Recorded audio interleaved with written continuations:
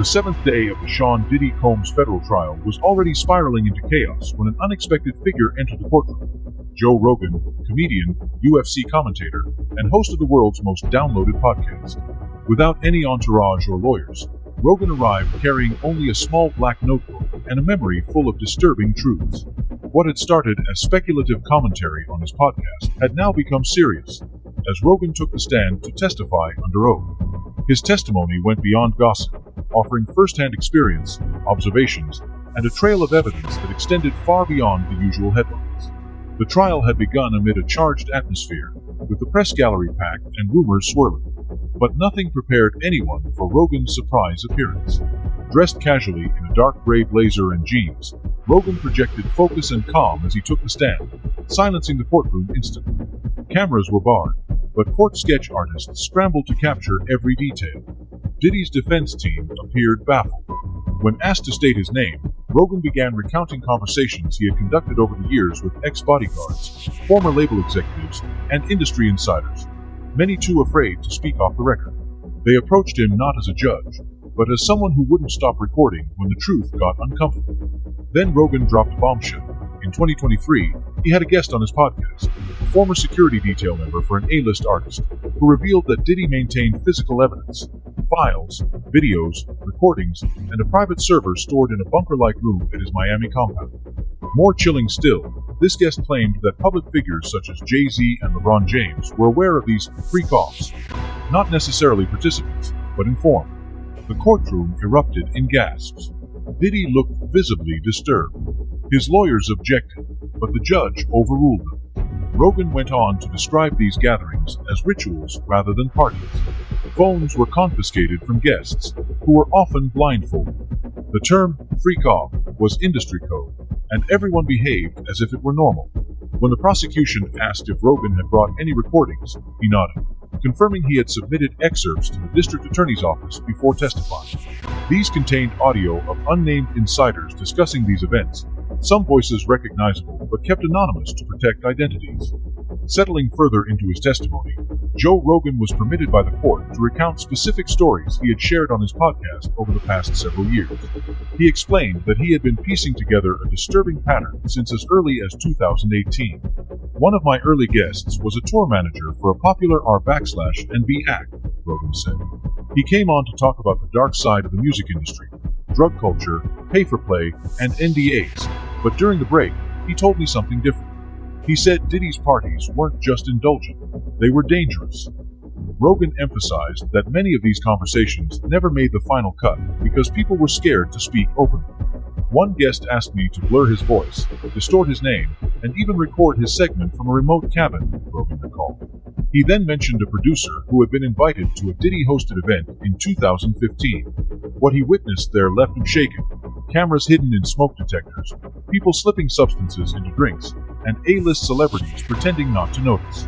Joe read from notes taken during that off-air interview, quoting the producer, "I saw people being filmed against their will, and Diddy called it leverage."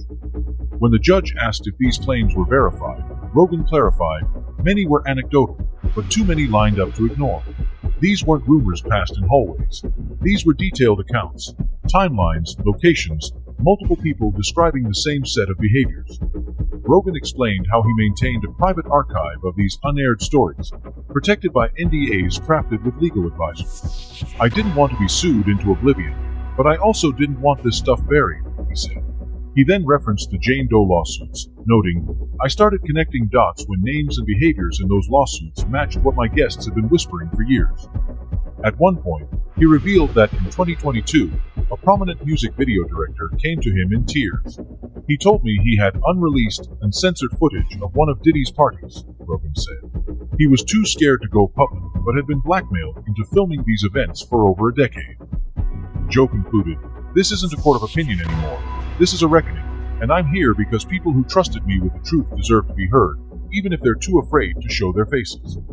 Taking a deep breath, Rogan then pivoted to a moment that had made headlines worldwide. Elon Musk's unexpected remarks on his podcast about Jennifer Lopez and Diddy. "It was casual at first," Rogan said. "We were talking about Hollywood hypocrisy, how certain celebrities speak up about politics but stay dead silent when it's about people they actually know." Elon had brought up Jennifer Lopez. The courtroom leaned in as Joe Rogan recounted a provocative story. He said Jennifer Lopez, who had dated Diddy and attended his parties, knew what he was really like, but had never warned anyone. Why hasn't she ever spoken out? Rogan asked, pausing for effect. That clip exploded online, getting millions of views, but what struck me was how quickly people rushed to defend Lo rather than asking what she might be hiding. He reminded the court of the 1999 nightclub shooting that resulted in Shine's prison sentence. Jennifer was reportedly in the car when the gun was allegedly tossed out the window. She maintained that Diddy wasn't responsible. He walked free while Shine took the fall, and Jennifer continued dating Diddy for 2 more years. Rogan let the silence linger before posing a pointed question. What does it say when someone walks away from a shooting, helps protect the man arrested, and stays with him while someone else goes to prison? He then added a chilling thought. What happens if you're only perfect for the devil? Rogan went on to highlight that while many celebrities publicly praised Diddy's philanthropy, none spoke up when the lawsuits began piling up. Where was Lo when the freak-off tapes were mentioned? Where was she when Shine finally told the truth about 1999? He asked. He concluded with a sharp statement. I'm not saying she did anything criminal. I'm saying silence in the face of abuse is complicity. Too many people in Diddy's orbit have mastered the art of disappearing when the cameras turn. Leaning forward, Rogan shifted to a story that had haunted him for months, involving what one of his off-the-record guests called the bunker. In 2022, a former bodyguard who had worked at Diddy's Miami compound appeared on his show but got cold feet, and the segment never aired. What he told me off mic stuck with me, Rogan said. The bodyguard described a reinforced, basement-like vault buried beneath the estate, accessible only by biometric scan. Inside, the witness claimed, were dozens of encrypted hard drives, the so-called black box, which Rogan described as Diddy's insurance policy. According to the bodyguard, this vault contained footage of freak-off parties, blackmail material, contracts, and hidden camera videos, not just of random attendees, but of celebrities, executives, and politicians. The courtroom gasped at this revelation. Although the defense team questioned the physical existence of the vault, Rogan noted that corroboration from multiple podcast guests lent weight to the claim as part of a larger behavioral pattern. He further explained that 2 other guests, both stylists who had worked with bad boy artists, independently described a downstairs room where security cameras faced inward. One stylist said she had been asked to sign an NDA in that very room after noticing what appeared to be a disguised peephole embedded in the mirror. That's what's chilling, Rogan said. People describe these spaces and rituals in the exact same way, years apart, from different walks of life. Joe Rogan revealed something the courtroom had not heard before. 3 months ago, an anonymous whistleblower contacted his team, claiming to work for a third-party data recovery company in Miami. This person said they had been hired to extract encrypted video files from a corrupted server and alleged that some of the footage showed guests at Diddy's events in compromising situations. Rogan admitted he hadn't aired this information but had archived it, knowing that if the trial escalated to a federal seizure level, the government might already have possession of that drive. Looking directly at Diddy, Rogan challenged him, saying, "If you're innocent, let them search the basement, open the vault, release what's in the black box." By this point, the courtroom atmosphere had shifted dramatically. Rogan was no longer just a celebrity witness. He had become an informant exposing a pervasive pattern of manipulation, fear, and silence. "I want to talk about patterns," Rogan said, flipping through a thick set of handwritten notes. "Because this isn't just about parties. It's about control, fear, image, and silence." He proceeded to lay out a list of past crimes allegedly committed by Jay-Z, explaining that he had seen evidence but remained silent. Multiple insiders, ex-security personnel, dancers, personal assistants, and producers had all mentioned the same dynamic. Jay-Z and Diddy were like 2 sides of the same coin, one loud and chaotic, the other controlled, quiet, and calculated. Yet the scenes surrounding them were always disturbingly similar. Rogan recounted confronting an industry insider about why no one ever called out this behavior. The insider had laughed and told him, "You don't take down Puff without pulling him down too." The prosecution seized on this remark, as it supported their theory of institutional protection, people turning blind eyes to maintain access, status, and power. Rogan added, if Diddy was the fire, Jay-Z was the smoke detector that never went off. He then described how his team had received anonymous warnings urging them to drop the topics related to Diddy. One email read, "Don't dig too deep, Joe. You'll end up like the ones who did."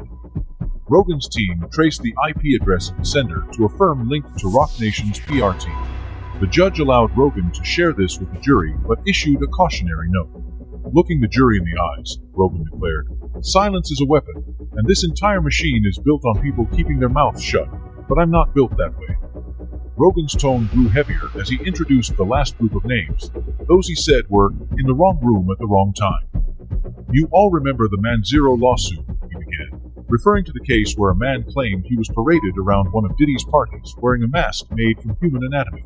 "That's not a rumor," Rogan stated firmly, underscoring the gravity of the allegations and the systemic darkness lurking beneath the surface.